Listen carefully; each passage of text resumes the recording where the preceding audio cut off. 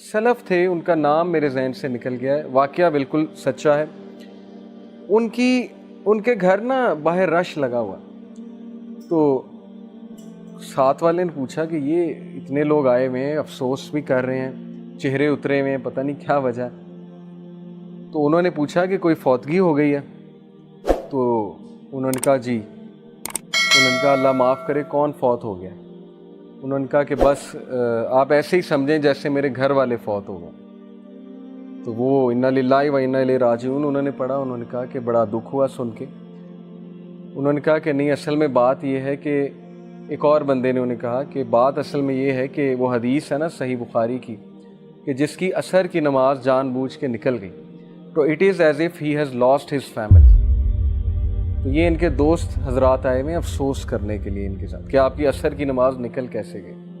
اب یہ ہمارے لیے عجیب واقعہ ہے، ایسا کہاں ہوتا ہے؟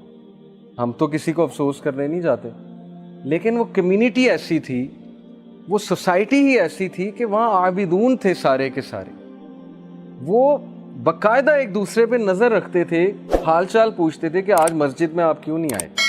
ان کی کرائٹیریا ہی وہ تھا ایک دوسرے سے محبت کا، حال چال پوچھنے کا، کمیونٹی تھی نا ایک۔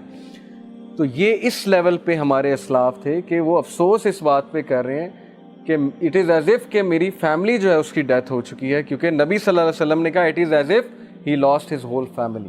اور ایک حدیث میں آتا ہے جس نے جان بوجھ کے عصر کی نماز ترک کی تو اس کے سارے اعمال برباد ہیں، یعنی اللہ کو پھر اس کے اعمال کی ضرورت نہیں ہے۔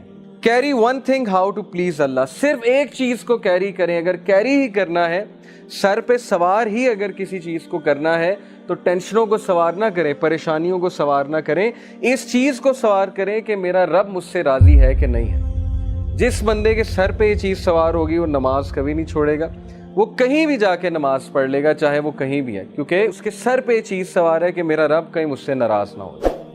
یہ ہے فلسفہ اور یہ محبت ہے اللہ سبحانہ و تعالیٰ سے۔